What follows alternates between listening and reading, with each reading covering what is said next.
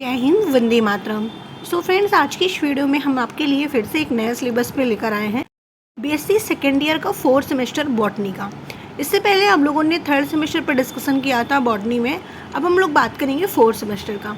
जैसा कि आप सब लोग जानते हैं कि बीएससी में टोटल 6 सेमेस्टर होते हैं, यानी कि 3 इयर्स का आपका ग्रेजुएशन होता है। आप बीए करो या बीएससी या बीकॉम करते हो, तो जिसमें से हम लोग आज की इस वीडियो में बात करेंगे बीएससी सेकेंड ईयर के बारे में। ठीक है, फर्स्ट ईयर आपका कंप्लीट हो गया, जिसमें आप लोगों ने फर्स्ट ईयर में 2 सेमेस्टर को कवर किया है, फर्स्ट सेमेस्टर और सेकेंड सेमेस्टर।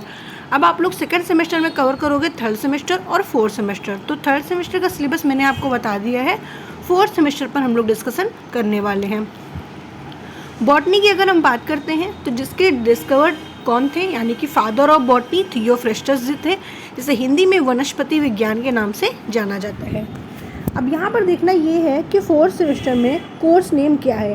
कोर्स नेम सबसे इम्पॉर्टेंट होता है। अगर आप कहीं बुक लेने जाते हो तो आपको इसी नेम से बुक लेना है, इकोनॉमिक्स, बॉटनी, इथनोमेडिसिन एंड फाइटोकेमिस्ट्री। ठीक है, आप ये नाम से बुक ले लोगे तो आपको बॉटनी का 4th सेमेस्टर की बुक मिल जाएगी।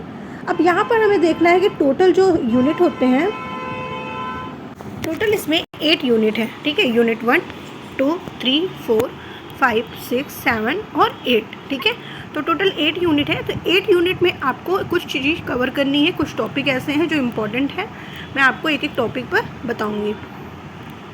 सबसे पहले यूनिट फर्स्ट की बात करते हैं। यूनिट फर्स्ट है आपका origin and domestication of cultivated plant. ठीक है, जिसमें आपको ये कुछ टॉपिक कवर करने हैं। जैसे कि 4 टॉपिक आपके दिए हुए हैं। कौन कौन से टॉपिक दिए हैं, जैसे कि centre of diversity of plant, origin of cropped plant, ठीक है, कैल्टिवेशन, प्रोडक्शन का यूज़ क्या होता है। तो ये सारे टॉपिक आपको कवर करने हैं, यानी कि आपका 4th सेमेस्टर में बहुत ज़्यादा टॉपिक नहीं है और ना ही बहुत ज़्यादा आपका सिलेबस है। ठीक है, यूनिट सेकेंड की बात करें, यहाँ पर यूनिट सेकेंड शायद कट गया है, ये यूनिट 3rd है। कोई बात नहीं, मैं यूनिट सेकेंड आपको बाद में बता दूँगी।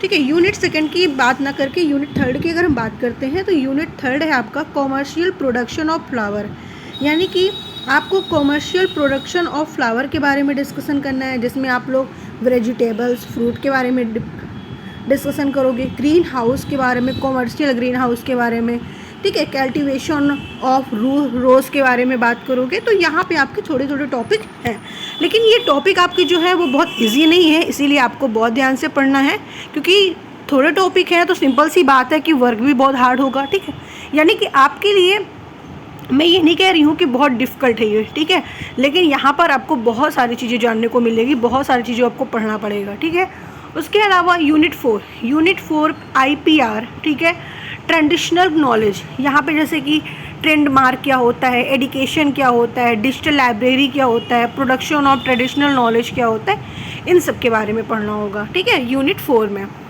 यूनिट 5 जो हम लोगों ने देखा, तो यहाँ पर देखने को मिल रहा है कि यूनिट 5 में एथनोबॉटनी, ठीक है, एथनोबॉटनी को पढ़ने को मिलेगा, जहाँ पर आपको कौन कौन से टॉपिक आपको कवर करने हैं, जैसे कि एथनोबॉटनिक रिसर्च क्या होता है, इम्पोर्टेंस क्या है एथनोबॉटनी का, इंडियन सिस्टम ऑफ मेडिसिन के बारे में, प्लांट कन्वर्सेशन एंड कल्टीवेशन के बारे में आपको पढ़ने को मिलेगा।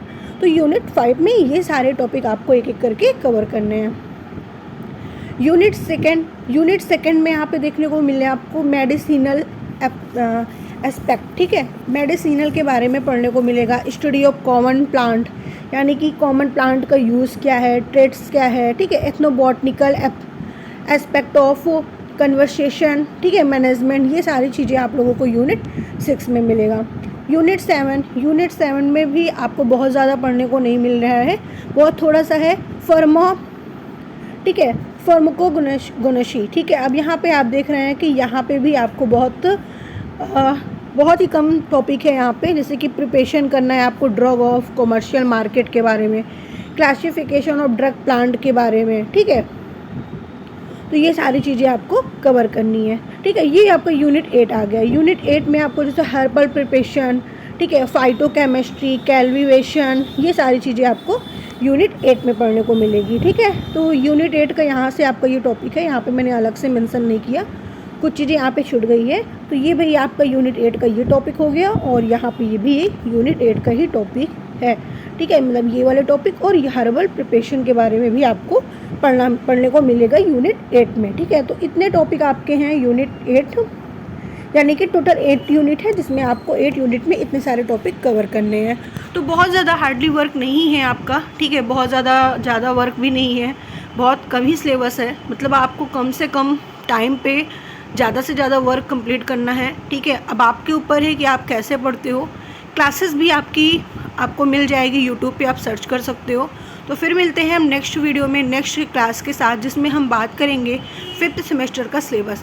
आपने अभी तक हमारे चैनल को सब्सक्राइब नहीं किया तो जल्दी से चैनल को सब्सक्राइब करके बेल आइकन का बटन ऑन रखिए, क्योंकि सिलेबस से रिलेटेड आपको जो भी जानकारी चाहिए, या बीएससी से या बीकॉम या आप बीए कर रहे हैं, ग्रेजुएशन से रिलेटेड कोई भी जानकारी चाहिए, चाहे वो सिलेबस का हो या फिर क्लासेस के लिए हो या फिर उससे भी कोई भी रिलेटेड नोटिफिकेशन का हो, पेपर का हो, पेपर मॉडल हो, वो सारी इन्फॉर्मेशन आपको हमारे चैनल पे मिल जाएगी।